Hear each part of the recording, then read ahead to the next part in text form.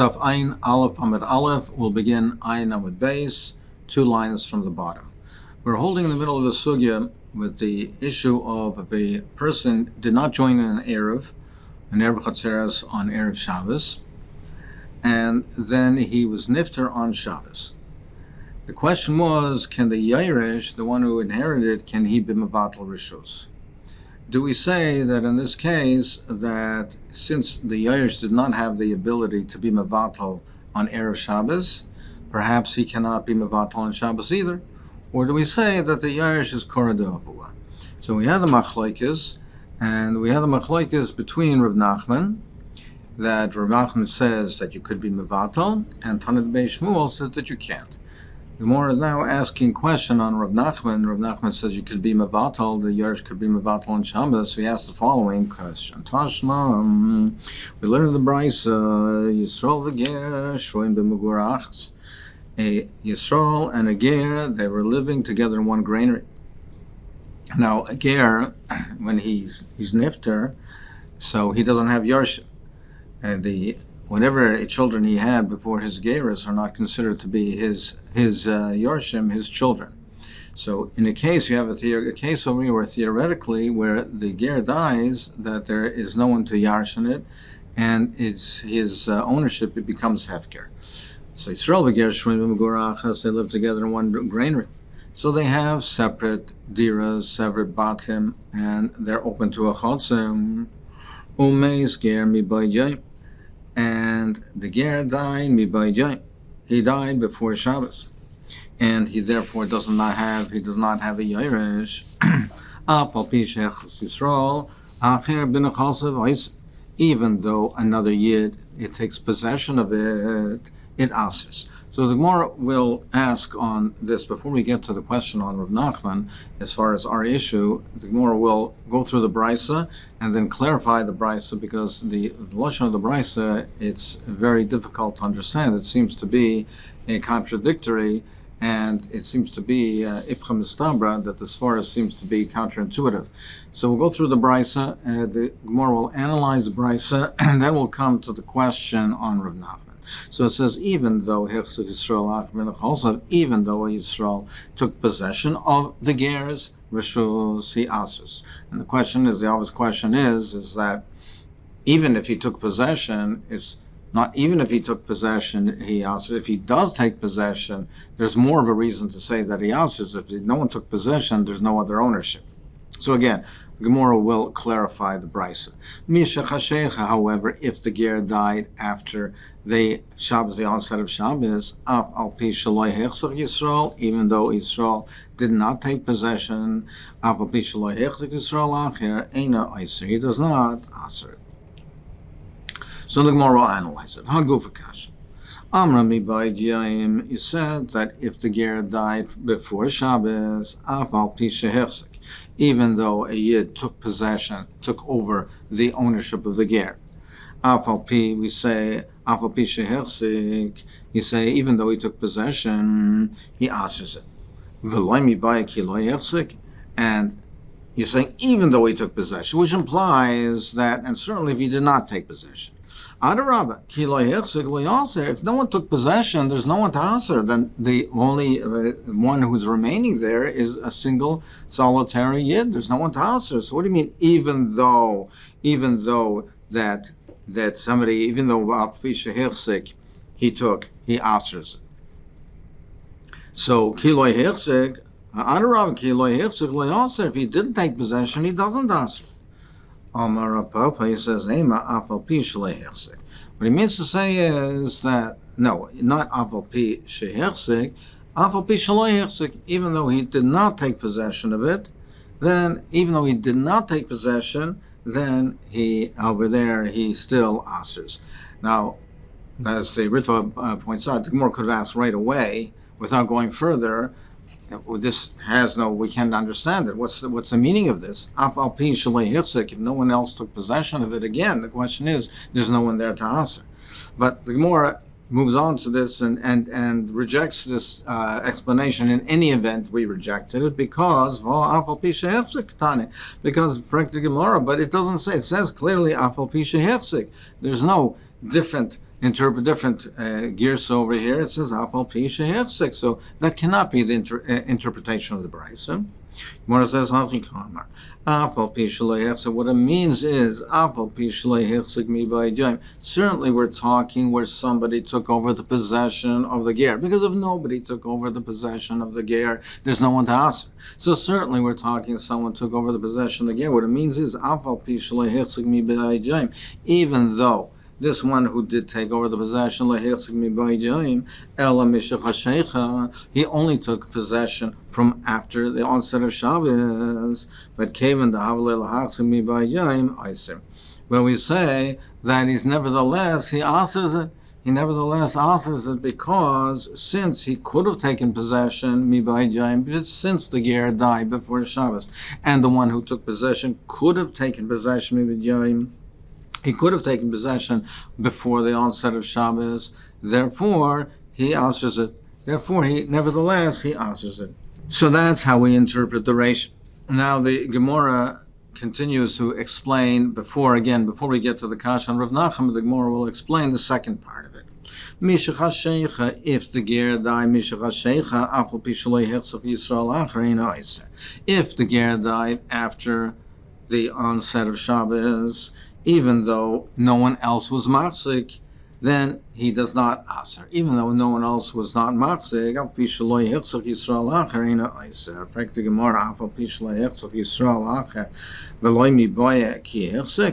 you're saying even if no one, and certainly and certainly does not become aser if someone else was machzik. Adarabah, the svara is just the opposite. Ki hichzik. Also, the svara is there's more of a reason to answer it when someone is machzik. That's more of a reason to answer it, not less of a reason. If there's no one else, if no one is machzik, and there's no one to answer, so there's only more of a reason. So adarabah, ki hechzik also. Amar papa ema afal pi shehechzik. Rather, interpreted afal pi shehechzik, even though someone took possession, he did not answer it. Again, like we learned before, but it says afal pi shehechzik. Even though he took possession of it after the onset of Shabbos, after it's dark, but came in delay and this as opposed to the Reisha over here, he did not have the ability to be machzik mibayjayim because the ger did not die mibayjayim. So he could not have been machzer mibayjayim eina aiser. He does not answer it. He doesn't answer because he had no ability to take possession of it. So now we're coming to the question on Rav Nachman. Katani mias Reisha aiser. But it says in the Reisha, it says nevertheless that he aiser. So it says if the ger died before Shabbos, he died mibayjayim. So it says that if the Yisrael is machzik, he's aser. So am I aser? Now you, Rav Nachman, say that a Yeresh can be mevatel even during Shabbos. So why should he answer over here? Yes, he took possession, and it was mibayjayim, and he could have joined the Erev mibayjayim. So, but why does he answer? Let him be mevatel rishus. Ketana mia reisha ois. Now we come now to the question on Rav Nachman. So it says in any event in the reisha that in reisha says that he answers, which we interpret to mean as follows: that even though he was not machzik mibayjayim, but he could have been machzik mibayjayim, the ger died mibayjayim. Even if the acher was not machzik mibayjayim, but he could have been machzik mibayjayim, so therefore we say he answers it. He answers it. So, for the Gemara, you, Rav Nachman, say that you can be mevatel on Shabbos, that a Yeresh can be mevatel. Amai Yaiser Niftal. Why should he answer? Why doesn't he mevatel rishus? Einachanami, he could have acquired it mibayjayim, but lamaisa he only acquired it on Shabbos, and therefore, lamaisa he acquired it on Shabbos. And you say that even though he acquires something's acquired on Shabbos, he can be a Yeresh, can be mevatel. So yes, he answers, but let him be mevatel right now. He's a Yeresh, let him be mevatel. So Gemara says, Rav Nachman will say, "My oiser diktani hachi yavatel." It doesn't mean that he doesn't have the ability to be mevatel. It means that he asks, since he could have acquired him by Jaim, even though he didn't, but he could have acquired me by Jaim. So therefore, we consider it to be that he has over here. It's something that he could have acquired me by Jaim. He should have been acquired and joined in the Eruv. So he answers it. But Rav Nachman says, yes, I hold that a Yerush can be, even though he Yarshans on Shabbos, he can be Mevatel. What it means is he's answers only until such time as he's Mevatel. But he could be Mevatel on Shabbos. Rav Yochanan Omar, Rav Yochanan says a different explanation. He says, what he means to say, Rav Yochanan Omar, Masnisin Mani Beishamehi Damer Ein Bitl Rishus B'Shabbos. The answer is that you don't have to say that it means the answers Ad Shivato. And this is the teretz that Rav Nachman gave to this kasha from this brisa, and he gave that teretz in the kasha that we had from the previous brisa as well. We answered it according to Rav Nachman, which means Ad Shivato. Rav Yochanan says there's a different explanation for these two brises. What it means is, Ein Chanami means that it's us, and Ein Chanami it means that you cannot be Mevatel. However, it's going according to the Rishita of Beis Shammai. Masnis and Mani Beis Shammai Damein Bidul Rishus B'Shabbos. They say you cannot be Mevatel Rishus in Shabbos, even if it's not a Yerush. One, even an owner himself, even if he's not a Yerush, he owned it on Erev Shabbos, he owns it on Shabbos, he cannot be Mevatel Rishus. But Beis Hillel holds you could be Mevatel Rishus. This price is going according to Beis Shammai, but according to Beis Hillel that says you can be Mevatel Rishus on Shabbos. Therefore, Rav Nachman will hold a Yerush can also be Mevatel Rishus on Shabbos. Just now in Meimasai Noisim Rishus, we learned in the Mishnah when you do Bittul Rishus, Beis Shammai, or Mibayjai. Beis Shammai says the Bittul Rishus has to take place Mibayjai. Or Beis Hillel Beis Hillel says no, it can be done even after the onset of Shabbos. It doesn't have to be done Mibayjai. So therefore, that's how we can answer the brisa. And now the Gemara is going to analyze this machlokes between Beis Shammai and Beis Hillel. Amar Ulamai time of the Beis Hillel. What's the time of Beis Hillel that they say that the Bittul Rishus can be done on Shabbos? It's like a case when a person says to his friend, why didn't you go and take from the better ones? The case is as follows. One person was mafresh truma on behalf of his friend. So, for instance, Reuven has his produce, truma has to be taken. Shimon goes ahead, and without Reuven's knowledge, he goes ahead and is mafresh the truma from Reuven's produce. When Reuven discovers what he did, he says to him, "Well, why didn't you take from the better quality ones? Why don't you go ahead and go klach yafas? You should have gone and picked from the better ones." So it would seem to be that he was happy with the fact that Shimon took the truma, was mafresh the truma on his behalf. He just commented, why didn't you take better ones? I would have been happier if you even took better quality ones. Meaning, he's not upset that the person was mafresh from his produce, that he took away from his produce. He was happy with the fact that he took away from his produce. He just said, so we see there, in this case, that even though he did not appoint the shaliach ahead of time, but from his reaction to what the shaliach did, so Reuven's reaction to what Shimon did indicates that he's happy about it, and he would have appointed him. And he would have appointed to begin with. We see from his reaction to what happened after the fact that he would have been happy if he had done it to begin with. So similarly over here, we say from the fact that he's mevatel rishus on Shabbos, we can therefore serve as an indicator that he would have wanted to do it all along and from Erev Shabbos. And it's just that he didn't do it for whatever reason, he forgot or he didn't get around to doing it, but he would have been happy and he wanted to do that bittul rishus right from the beginning. So therefore we say the fact that he's mevatel now indicates that he wanted to be done from before Shabbos, and therefore the bittul helps. Omer Abaye, how can you say that that's explanation? Well, if the Nachri died on Shabbos, in a case where he died on Shabbos, then you can't say Klach Eitzel Yofes because there was no ability to do Bittul Rishus from before Shabbos because it was in the possession of the ownership of the Nachri.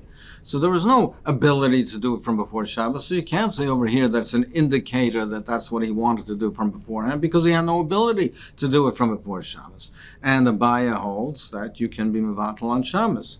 Therefore, that can't be the explanation. Abaye says, what is the explanation? So, Beis Shammai savre bittul rishus mikne rishusim. Beis Shammai says when you mevatel rishus, that's transferring the ownership. When Reuven is mevatel rishus to Shimon, he is being mevatel his ownership to Shimon. Now, midrabanan is also to make kinyonim on Shabbos. You can't buy and sell things on Shabbos, and it's also to transfer rishus. So, therefore, it's also to be mevatel rishus on Shabbos because that's a form of selling, of being mekne rishus. So you're transferring ownership. That's also on Shabbos. So therefore, there's no bittul rishus on Shabbos. So that because they hold Beis Shammai serve bittul rishus mikne rishus, so mikne rishus b'Shabbos also, and it's also to be makne rishus on Shabbos. Beis Hillel savar, but Beis Hillel holds no. There's no isser of mikne rishus by bittul rishus because they hold that it's teluke rishus ba'almo. It's not a transfer of rishus. It's just relinquishing ownership. When a person is mevatel rishus, he's not selling to the other person. He's just withdrawing. He's relinquishing his own ownership in it. And it's mutter to be besalik rishus on Shabbos. So therefore, there's no isser, and therefore you can be mevatel rishus on Shabbos. That's the basis of the machlokes. There's a dion in the Paiskim and the Rishonim and Achronim. From here, it would seem to be, as the Rishash is medayik, it would seem to be from over here that one is permitted to be mafkir, to make things hefker on Shabbos and Yontif. Because we're saying that Beis Hillel says it's mutter to be mevatel on Shabbos because it's only a staluki rishusa. You're not actually transferring rishus, you're just relinquishing, so that's l'chayra hefker would seem to be that it's mutter to be mafkir on Shabbos and Yontif. However, there are others who say that you cannot learn out from here. As the Ritva says over here, we're talking about for the purpose of the mitzvah of Eruvin Chatzeres, that one can therefore not extrapolate from here that it's mutter for other reasons to make hefker. But in any event, it would not be so clear to say that you can be mafker, that you be mafker rishus over here, and that it would be permitted to be mafker rishus, because when we say over here that the person is istaluki rishusa, when he's being mistalik rishus, what is he really doing when he's being mistalik rishus? He's not being mafkir his ownership in his house, or the ownership rather in his chotzer. He's not being mevatel completely his ownership. He's only being mevatel this right, the right of carrying from the house to the chotzer. That's a very limited type of istaluki reshusa. It's not a hefker gomor. So in such a case, you cannot learn out from here to a case of hefker gomor when he is being mevatel rishus legamre, that he is being mevatel rishus and giving up, relinquishing ownerships and making it hefker. This is a very limited istaluki rishusa. He's not relinquishing ownership. He's relinquishing a certain right that he has to carry. So therefore, it's not clear at all. There's no riot from here that you can learn out that you can be mevatel, that you can be mafkir rather on Shabbos and Yom Tov. And this svara we find in the Ramban in Masechet Psachim. Zok the Mishnah, Baal Habayis shaya shutav l'shchinov. If there was a Baal Habayis who was a shutav, a partner with other members of the Mavui. So in a Mavui, in order to be able to carry from the Chotzer to a Mavui, even if a Mavui has a Lechi v'Kaira, we still need something which is similar to a Eruvin Chatzeres, just like we need an Eruv Chatzeres to carry from a house to a Chotzer. it's required to have a shituf, which is similar to an Eruv Chatzeres, a shituf where the members of the different Chatzeres join together. They join together with common food. They put it together in a secure place in one of the Chatzeres that open to the Mavoi. So the case at hand over here is that they did not make a shituf. They did not join together to make this shituf. However, they happen to be partners. So can we view their common ownership, their partnership, as joining together as a shituf, as an eruv? They're joined together and they have common ownership of this food. It was not made for the purpose of eruv, but for shituf. But however, they happen to be, l'maisa, in actual fact, they happen to be owners and they have common ownership. So a balabais shaya shutav l'shcheinav, if they were had a partnership, l'zeh b'yayin, with one that with wine and the other one with wine, so they were both partners with wine. So they had a joint ownership in wine together. Then we say ein tzrich ha'lariv. They do not have to make a special shituf. We'll see why in the Gemara. But l'zeh b'yayin l'zeh b'shemen, if he was partners with wine, and the other members, he was a partner with oil, so they did not all join and have the same ownership items. One was a partnership with A with B with wine, and A with C with oil, something that in that nature. Then we say tzrichim lariv. They do have to make a shituf. Shimon said no. Both cases you do not have to make an eruv. So what is the distinction between wine and oil? I mean, in actual fact, there's ownership over, there's common ownership. So what is the chiluk over here? So Amarav, like the Gemara Amarav says, in the ratio, when we say that they do not need a shituv, we say that the reason is because since they all own wine together, presumably, and the case we're talking about is that it was all in the same container. So they had, for instance, a barrel of wine, and all the different members have a certain ownership, a percentage of the ownership of the wine in the barrel. So therefore, it's in one kli, and it's in one kli together, and therefore the eruv is a valid eruv. As Tosfos explains the case over here, you're saying that if they made a shituf, if it was done b'kavana for shituf, it doesn't have to be b'kli echad. But since we're talking where they did not make it for the intent purpose of a shituf, they just happen to be partners, it's only valid if it is in one kli. So the case where they're all partners with wine, it's in one kli, so it's valid. In the case of the wine and oil are not put in the same kli. They're different containers. So yes, they all have an ownership and they're partners, but they're in different containers, and therefore it's not valid as a shituf because it was not made for the purpose of shituf, and it's also not in one kli. Omarava Dekanami can be medayik from the Mishnah. That the case of the ratio where it's yain, that it's valid only because it's in one kli. Diktane l'zeh b'yayin l'zeh b'shemen. Tzricha la'arev. In this case of wine and oil, you have to make an eruv. If you say that the ratio by wine is talking when it's in one kli and the sefer b'shnei kelim shaper, I understand this distinction. But if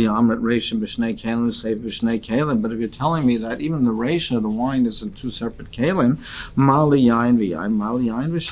what's the difference between the two? What's enough kamina? They're separate kelim, so they're separate. So doesn't that show you, isn't it meduyik from the Mishnah that the case of the ratio that yain is dafka because it's in kli echad?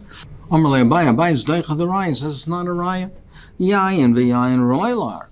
The ratio, maybe I'll tell you, it is in separate kelim. Why is it a valid shituf? Because you could combine it together, so therefore it has this commonality. Therefore we consider it to be joined together, even though they didn't make it for the express purpose of a shituf. But you could join it all together, and therefore even though it's in separate kelim, we'll say that it's valid. But The yain v'shemen ain roy l'ariv, but yain v'shemen is not fit to be joined, to put together. You can't put it in one keli, so you did not make it for the purpose of eruv, and it's in separate kelim and cannot be combined into one keli. Therefore, it's not valid. So therefore, Abai says it's not a raya. Perhaps I'll tell you that the yain, even if it's in separate kelim, it's valid.